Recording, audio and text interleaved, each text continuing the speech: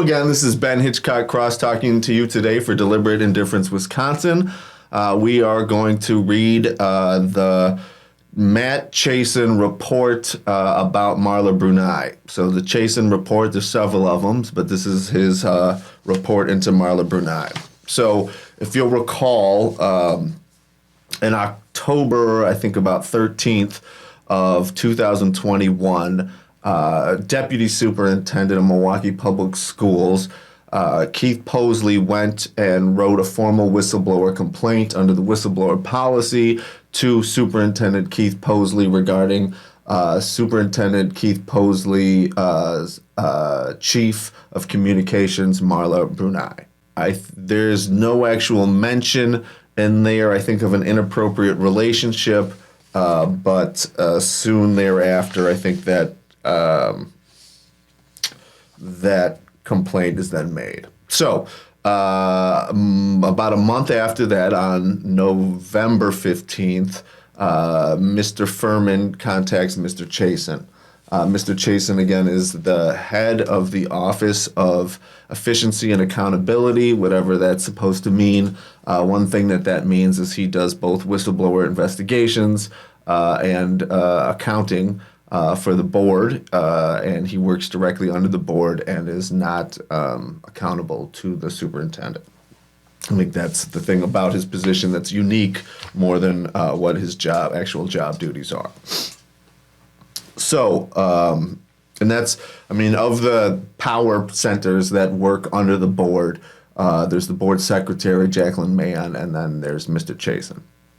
Okay, so he, and we have this from Debbie Keither's case as well, he will occasionally stop whatever he's doing and work on a whistleblower complaint if in his, let's say, sense, he feels this is necessary, right? There's no clear guidelines on what you can do to get him to do this, but, apparently this got on his radar. So he did some investigation. He's got a complaint that was raised to him, and then now he's investigating. So what he does here, it doesn't compile a formal report, but he will type out a several-page sort of notes that he then makes an oral presentation and reads it generally verbatim from the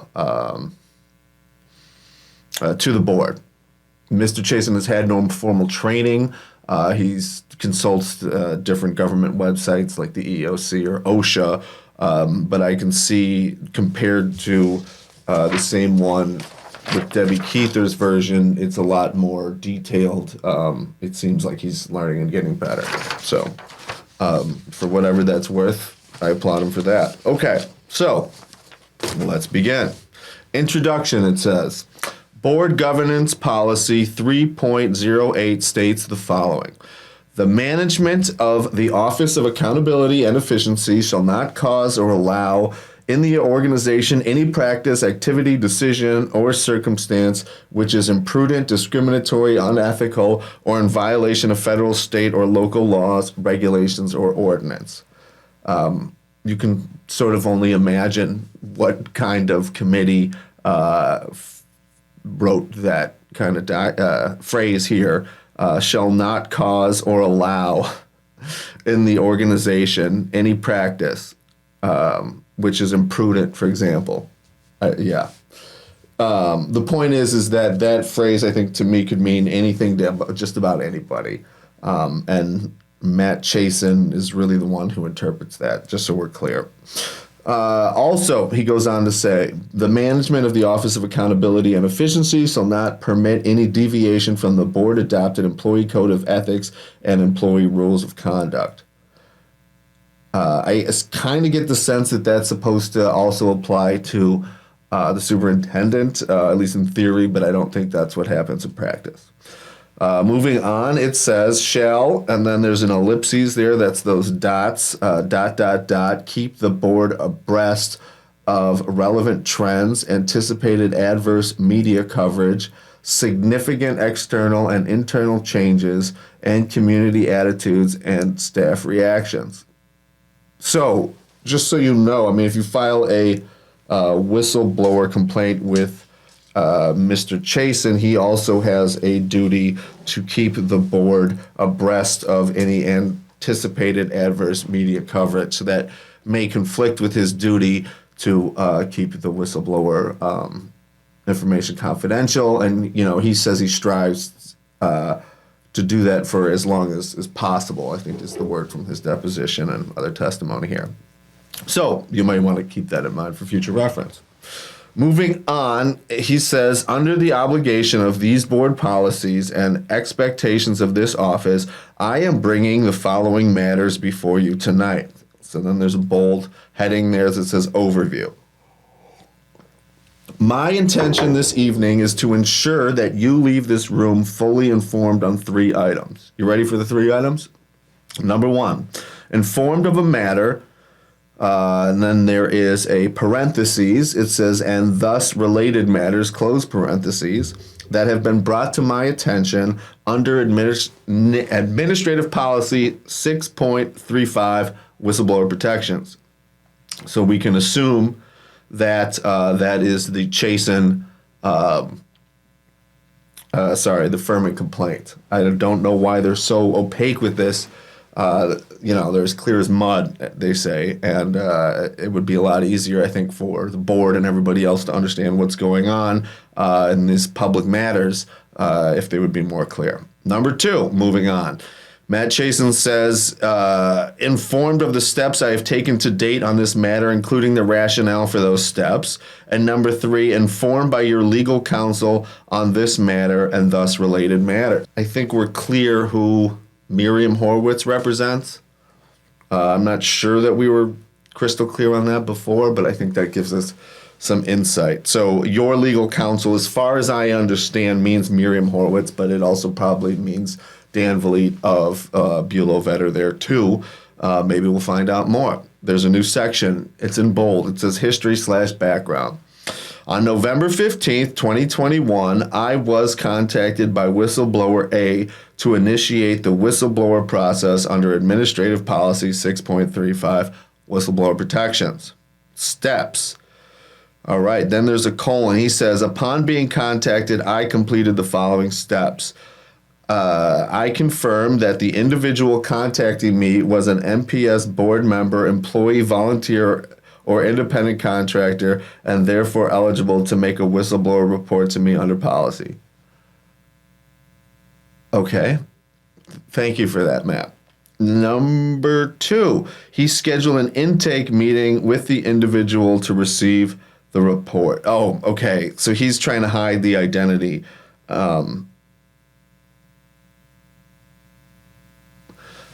Which, again, that's strange in a couple of senses. So this is in a meeting, I think, that's taking place here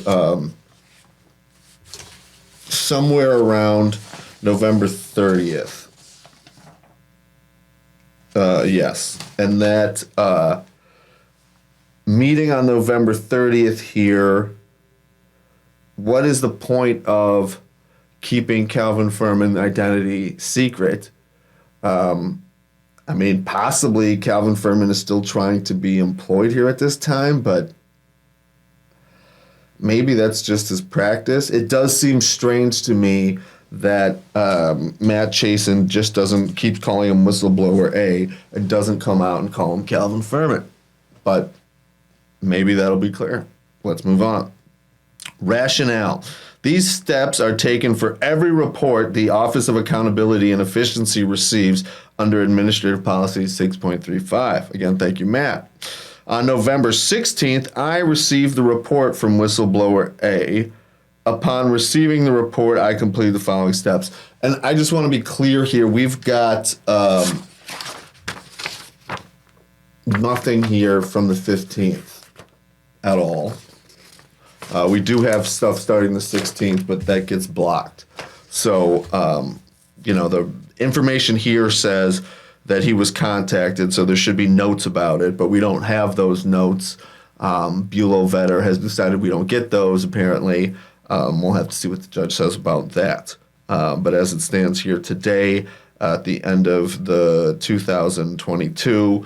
We don't have that, even though clearly we should. So, okay. On the 16th, he gets a report from Whistleblower A. Upon receiving the report, I completed the following step.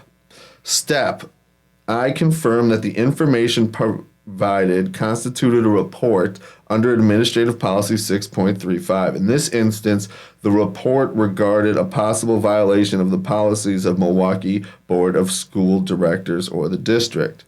Rationale, this step is taken for every report of accountability and efficiency received under the Act. Now, we're kind of into the bottom of the first page here, and so far we haven't really gotten any information except that would have taken Mr. Chason more than a nanosecond to determine. I understand that he's probably has some need here to cross his T's and dot his I's, as it were. But I mean, come on. So now it says untraditional, period. Don't ask me why. That's what it says. The report provided by Whistleblower A raised a possible violation of the policies of the Milwaukee Board of School Directors or the district by Dr. Keith Posley, Superintendent of Schools. Step. On November 16th, I worked with the Office of Board Governance to request an executive session with the board with the intent of requesting permission to work with the office. Okay, so what he's saying there is on November 16th, he contacted Jacqueline Mann. That's the Office of Board Governance. That's OBG. That's what that means. Okay. So to request an executive session, that means closed session, with the board with the intent of requesting permission to work with the office. So that information is covered up in here, but we have correlating information from Mr. Chason himself. Okay? So again, the problem there is it sounds like Mr. Chason and the board are meeting together in secret and determining that they are going to, hearing a complaint about Mr. Posley and determining that Mr. Chason and Jackie Mann should engage outside legal counsel. Again, without a public vote or anything else to indicate that this actually happened or how the money's being spent. Okay, so we'll say, I worked with the Office of Board of Governance to request an executive session with the board with the intent of requesting permission to work with the Office of Board Governance to engage an outside legal counsel before taking any additional steps on the report from Whistleblower A. Okay? He says, rationale, I proceeded in this manner for the following reasons. Because you might want to know why Matt Chason is hiring a lawyer for the board on how to respond to the complaint that Calvin Furman compiled. I did, as I said before in another video, Calvin Furman and Matt Chason discussed the law and the ways that they could keep Keith Posley out of this meeting because apparently Calvin Furman advised Mr. Chason what the rules were for removing school board directors and how they are a member of every board committee and cannot be excluded unless the investigation is about them, which is what's apparently happening here. So the next thing is why is Matt Chason hiring an attorney? How has that become his role and function here, especially in November of 2021? You have to keep in mind Debbie Keither, all that had already happened. That's 10 months previous. So Matt Chason had already made his big report to the board about Holiday and how Keith Posley had personally retaliated against Debbie Keither and saying that she needed to get her attitude reset and that he had been watching that all in real time. And, of course, the board did nothing at that point. So it's sort of, at that point, one could say that Matt Chason's office is completely useless, and so it's hard to understand why exactly they would be going to his office. But, or even, it's not clear who made that decision. It just says the board, I guess, authorized it. We'll look here and see what his rationale is. So, the report pertained to a possible violation by an executive officer, the superintendent. Okay, I don't know what that has to do with anything, why you need a lawyer for that one, but okay. Now, it also says Administrative Policy 6.35 is silent on processing this type of concern. Again, I don't know what that has to do. I guess what that means is Matt Chason doesn't know what to do. I think that's fair to say. Because remember, Matt Chason is the person who interprets Administrative Policy 6.35. And if he's saying it's silent on what to do, that means that he doesn't know. Number 3, the relationship of the board to the superintendent is contractual, with the board bound by parameters that must be followed to avoid a breach of contract. As I am not privy to these details, I was not going to proceed without assuring no risk or jeopardy to the board. So he's saying that the board has a contract with Posley. Apparently, there's some concern that there would be a breach of contract. I don't know where Matt got that idea. If he had conversations with the board about that, there is some indication in the notes that that's what the issue is. I don't know. But we also know here, apparently, that Matt Chason feels that he is unable to view the board's contract with Keith Posley. I guess. Now, Jackie Mann is the one who holds that and would be responsible for responding. I mean, he could just public records request it, I guess. That may be something for people to do. But it's kind of astonishing here that this person who is supposedly, heading a whistleblower office, who is supposedly in charge of accountability and efficiency for the board, is unable to look at the contract between the board and Posley. Why isn't that just on the street? Why don't they send that with the phone book? Why don't they have that with everybody? I mean, what possible rationale could there be for the public not having that, let alone Matt Chason? I can't think of one. If you can, let us know. Comments. Appreciate them. Okay, number 4, moving on. Matt Chason says the board has engaged outside legal counsel in similar circumstances historically. I'm not exactly sure what that means.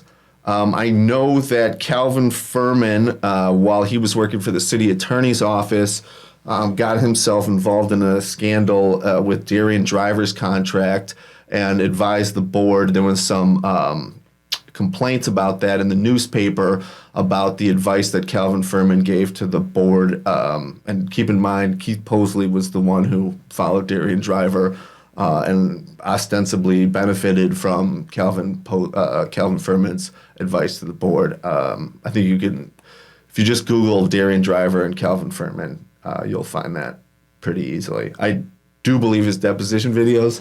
I've moved up there, so they may be on the second page, but it's in the Journal Sentinel article from that time.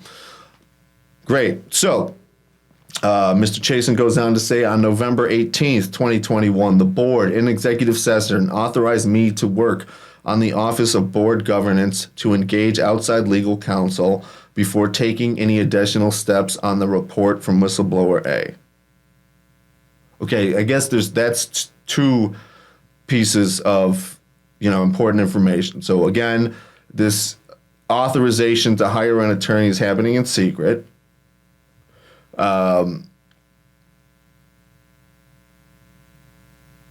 There does have to be, before this happens, there has to be a letter by the way, from the city attorney's office stating, this is the law, that they are unable to represent the city of Milwaukee and public schools for, I think, one of three reasons. They've got too much work, there's a conflict of interest, or they don't have the expertise. So I believe that Mr. Chason said in his testimony that they made that statement, but I don't see that here. I certainly don't see that noted here. It sounds like this is extra violation of the law in terms of the requirement to have the city attorney's office get the first crack at it, as it were. There seems to be an attempt to sort of bypass that here. It's also curious to me how this decision that's made in executive session is not then being ratified later in public. That's not clear to me at all. So it does seem like they're conducting business in private. So somebody would have to look at the notice for that November 18th, 2021 executive session. But my guess is it's not talking about the hiring of legal counsel. So that may be a potential issue there with public meetings. The other issue that I see there is it says before taking any additional steps on the report. So Matt Chason here is being instructed by the board not to investigate Calvin Furman's complaints until after he hears from Bulow Vetter and Gary Vliet, which I'm sure will taint, or we could say affect the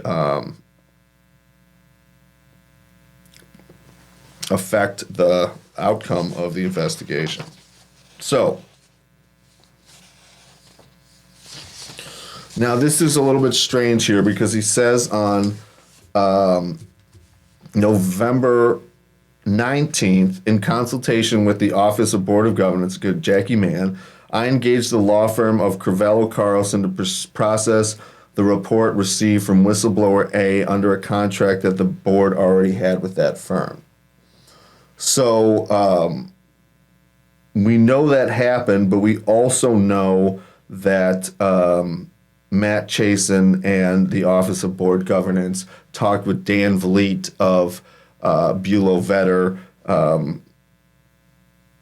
who was soon to hire Calvin Furman at his law firm. So I believe that this information, that this hiring of Miriam Horowitz at Crevello Carlson happened afterwards, but I'm not sure. I do know that Miriam Horowitz and Crevello Carlson, I believe, represented MPS in response to Dr. Holliday's complaint in the Equal Rights Division against Posley. That's the same one where they used Debbie Keither's complaint against Holliday and sent that to the Equal Rights Division. That's before Debbie Keither made her complaint, I believe. Or they responded to Debbie Keither's complaint. I guess that's more accurate. Excuse me. So I believe that might be the contract that they're referring to, the pre-existing relationship, but there could be others. What do I know? So, rationale, he says, I proceeded in this manner in alignment with the board's direction. I think there's more confirmation here that there is a secret instruction to Matt Chason to hire an attorney that's happening again in behind closed doors. Okay, having engaged legal counsel and with them present this evening, I would now like to outline the details of Whistleblower A's report. Okay, and we know for sure that that's Miriam Horowitz because it does say on the last page that he's going to hand over the floor to Miriam Horowitz, who we do know is an attorney here. Okay, so report by Whistleblower A in bold. Whistleblower A's report pertains to a possible violation of Dr. Posley of the employee non-fraternization provisions of Section 2D of the Employee Handbook with respect to his relationship with Chief Bronaugh, Chief Communications and School Performance Officer. I'm going to call her Brunei because that's the way I first heard it, and I'm going to keep calling her that from here on out, just so we're clear. If my pronunciation offends your ears, I apologize. Whistleblower A asserts that Dr. Posley is engaging in an inappropriate personal relationship with Chief Bronaugh that compromises his, Dr. Posley's objectivity and integrity with respect to deficiencies in her management and leadership. So I think that Calvin Furman was kind of at pains to say that he wasn't clear on how inappropriate this was, meaning that I think the line, he wasn't clear if they were having, a sort of extramarital relationship. I think he was saying that whatever the extent to the relationship, it was clear that it was inappropriate because of the compromise of Dr. Posley's objectivity and integrity. So that's what he says.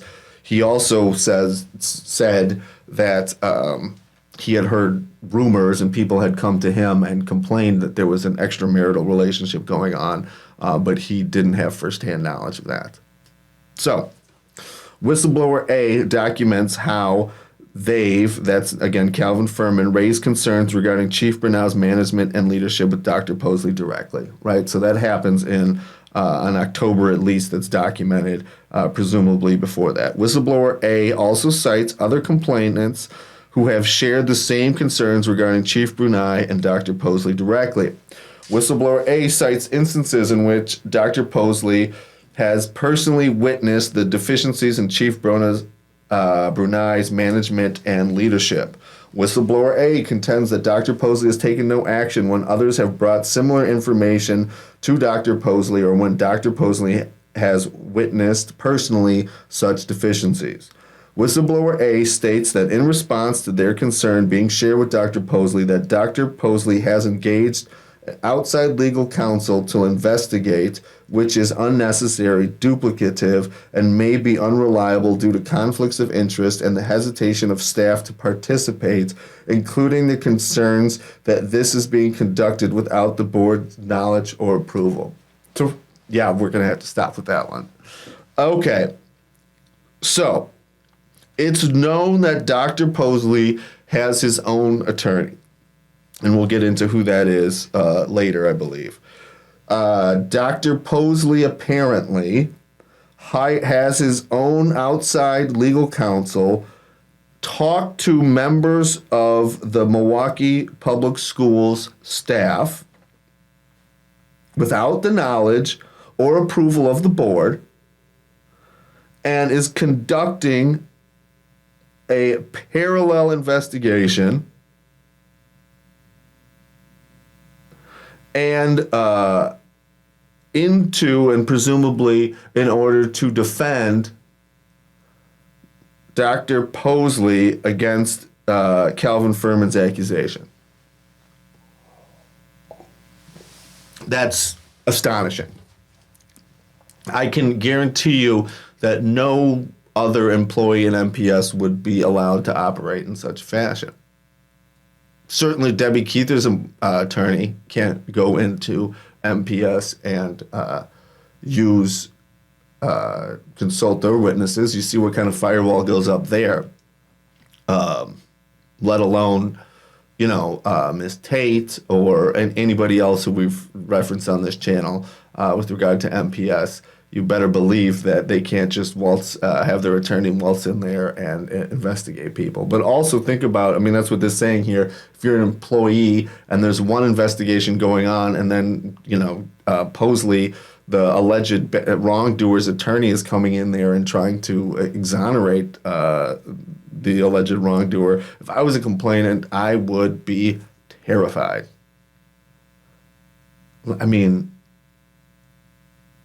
Let alone the other issues of who's representing who, again, conflicts of interest, and so forth. Wow. I see that I don't have any notes that confirms that, So I can't wait for that to be provided to us, Bulow Vetter. But until then, we'll just have to let that sort of paragraph sit there. I mean, I can hear the ringing of the impact of what that really means. I can feel it. So, moving on. As such, Whistleblowers A's report is twofold in nature. Number one, a report of a possible violation of the employee non-fraternization provisions in Section 2D of the Employee Handbook by Dr. Posley with respect to his relationship with Chief Bronaugh. Two, a report of possible violation of the policies of Milwaukee Board of School Directors or the district by Chief Bronaugh with respect to the deficiencies in her management and leadership. Okay, so again, it's really twofold. It's one against her supervisor because the relationship is inappropriate, and number two, it's against the person herself because she's not doing her job. Whistleblower A contends that Dr. Posley has been aware of violations by Chief Bronaugh, but has failed to take appropriate action due to an inappropriate personal relationship with her. Okay. Bold. It says good faith determination. Now, to assure that the whistleblower policy is not abused or weaponized, the policy states that concerns must be raised in good faith. And this really is just Matt Chason bending over backwards to show that, it's got to be Posley here. Because this is him treating Posley with kid gloves. For obvious reasons, as I think will become more obvious. So, prior to receiving the report from Whistleblower A, no fewer than 10 separate individuals had contacted OAE to express concerns regarding Chief Bronaugh with respect to deficiencies in her management and leadership. I mean, 10, it's Cosby numbers, right? Double digits is Cosby numbers, as far as I recall. Of these 10 individuals, 7 of them were too fearful of retaliation to proceed in a formal whistleblower process. That certainly, I can say, jives with my understanding of the risks involved in blowing the whistle at MPS. But so 7 out of 10, I mean, you can look at it as 7 out of 10 were smart or 3 out of 10 were brave. Something else, but certainly I think those statistics speak for themselves. That is, that people know what's going on. Okay. So, the other 3 proceeded with filing formal whistleblower complaints. These 3 reports were in process in my office when I received the report on November 16th, 2021 from Whistleblower A, and I will refer to these only as Whistleblower B, C, and D. So that's pretty astonishing fact here. So he had been working on these 3 complaints, although 10 had come to him. So he did have 10 complaints, but I guess he was somehow investigating them, and then Calvin Furman came to him. So it says Whistleblower B, and then there's a parentheses L-A, and then close parentheses. If somebody knows what L-A and parentheses means, I'd appreciate it in the comments below, because I don't know. Reported a possible violation of the policies of the Board of School Directors or the district by Chief Bronaugh with respect to deficiencies in her management and leadership. Had knowledge the concern had been shared with Dr. Posley via members of his cabinet and saw no visible corrective action. So that sounds like she went to Furman, and Furman talked to Posley and had told her that he did, and nothing happened. We also, again, Furman went to Posley himself in October, so you got to keep that in mind too. Whistleblower C reported the same concern regarding Chief Bronaugh, possible violations of the policies with respect to her deficiency in management leadership. Same thing, she's doing a poor job, and provided to Mr. Chason documentation that Dr. Posley was made aware of the matter and that the matter remained unresolved. Whistleblower D also reported the same concerns and provided information that they had brought their concerns to Dr. Posley directly in a one-on-one meeting and felt that he had failed to act. So that's 0 for 3.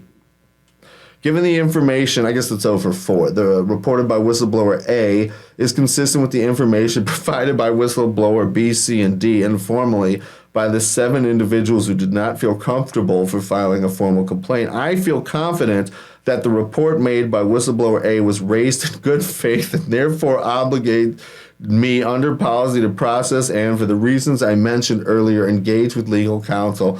I have shared the relevant information provided by all the whistleblowers with Attorney Horowitz. Well, I think we're getting closer to what the magic threshold is for having a whistleblower complaint. So, I would assume that raising a complaint in good faith means that you're not using it, again, as he says, to weaponize. But here, this is the deputy superintendent has to have the corroboration of 3 others, and I guess up to 10 others, to have his concerns forwarded, not directly to the board, but to an attorney. Which, by the way, we don't have the attorney's report yet. I mean, they've blocked it all out, and they're clearly trying to not give it to us. We'll see how that works out for them. Moving on, bold, inspection of documents.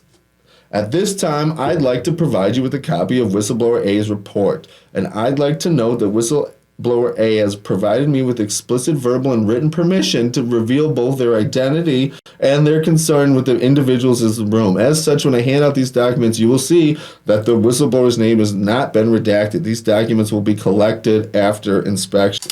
We know from Matt Chason that there is an unwritten rule that any documents that are handed out during a closed session are taken back so that the members of the board can't leak them to the news. I mean, that's got to be what the reason is for that. But somehow Matt Chason, and this is how things are going, is Matt Chason is telling members of the Milwaukee Board of School Directors that they are not allowed to remove the documents and that they will be taken from them, our elected officials, after he's done talking. So, tail wagging the dog, I don't know what other metaphors to call it, but let's say the servant is the master there. And it may just be that they've been trained so well by their employees to follow instructions like that.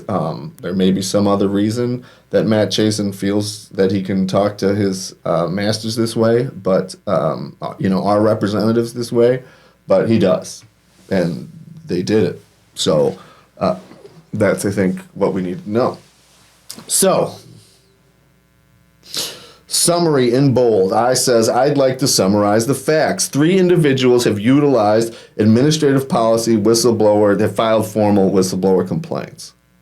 And I guess moving on here for purposes of expediency, but also just to understand, I'm going to translate some of this stuff that's already just been repeated over and over again.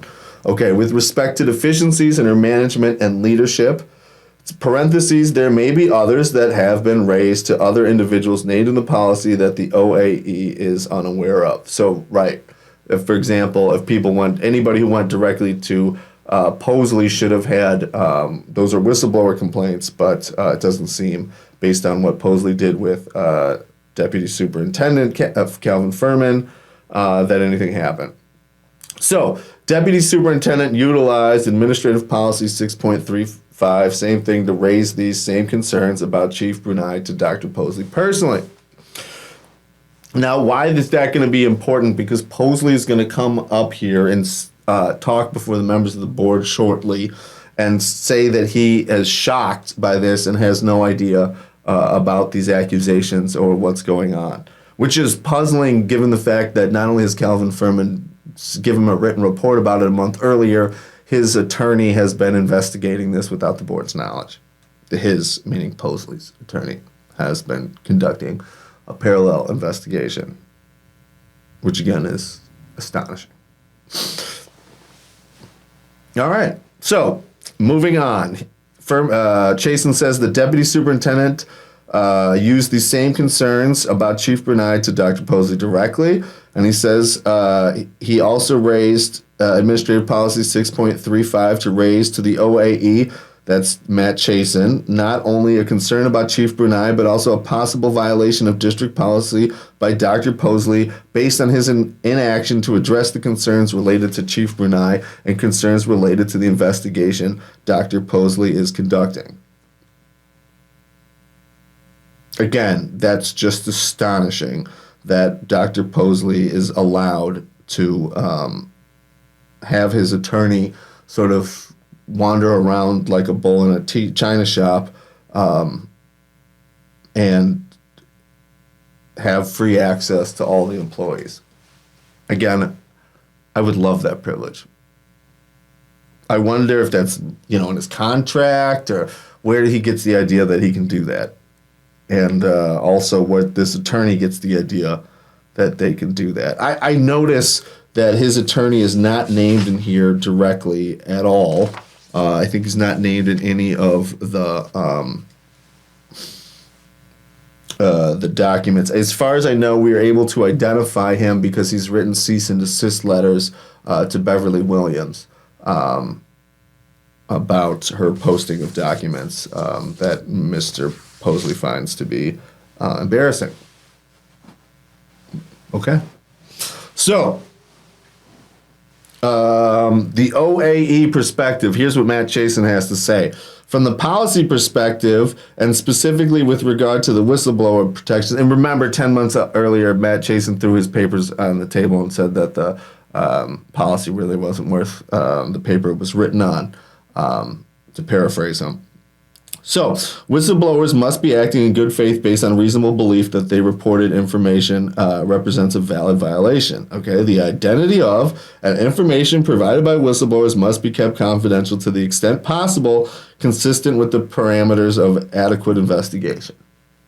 Okay, I think he got that from the OSHA website, possibly. I don't know. MPS board members, employees, independent contractors, and volunteers must believe that having raised concerns under this policy, these concerns will be addressed properly.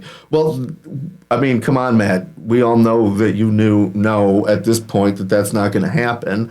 I think that's the most astonishing thing about these notes here is it really does seem like Furman and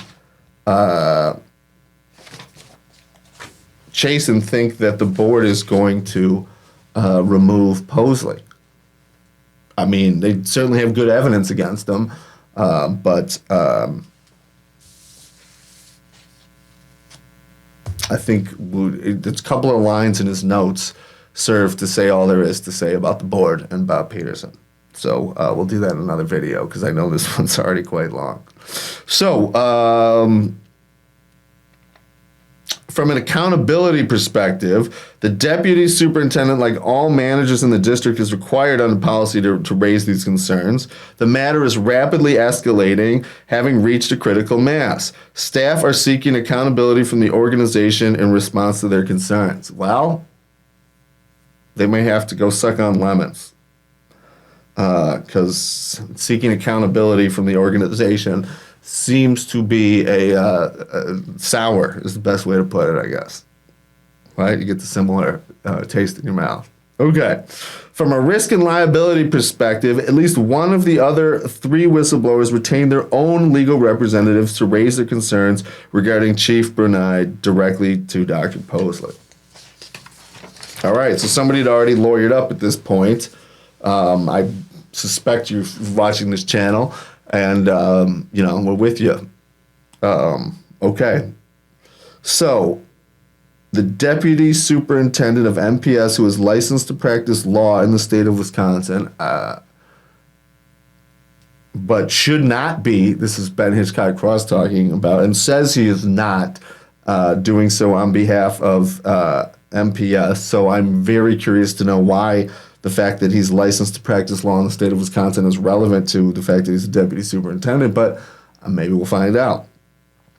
Says the deputy superintendent has memorialized in two separate communications to two separate executive officers, so again, that's Chason and Posley, concerns regarding Chief Brunei that may be subject to any disciplinary proceeding initiated through the litigation concerning the conduct, any discovery proceeding initiated through litigation concerning the conduct of Chief Bronaugh, like the one we have here. So it does seem like there's a lot more to find out about what they did with Chief Bronaugh, and it sounds like we're going to have to get to the bottom of that. So let's hear it for that. Okay. And one final risk and liability detail that makes sure, well, I guess, and just so everybody can't say that Matt Chason didn't tell him, because he did. But sorry. So, and one final risk and liability detail to make sure the board is fully informed. In the time I have been in the OAE, I have called several executive sessions, offered multiple memos to the board in furtherance of making sure the board is always fully informed. The one and only time I shared with the board a concern intersecting with Chief Bronaugh, Dr. Posley called me and shared that he wanted me to issue a retraction of that communication to the board. And when I refused, his personal attorney called me on my personal cell phone to challenge my obligation to keep you, the board, informed. If history is any indicator, he may do so the same again in response to my meeting my obligations to you tonight. Then he goes on to say, consultation with legal counsel. At this point, having satisfied my obligation to share this information with the board, I would like to recognize Attorney Miriam Horwitz to provide you counsel and advisement on this matter at this time. Well, there you have it. That is Matt Chason's oral report to the board. I thank you very much for your attention. If you found value in this, please give us some feedback here. Like, comment, subscribe, all that good stuff. And you have a great day, and we'll keep you informed.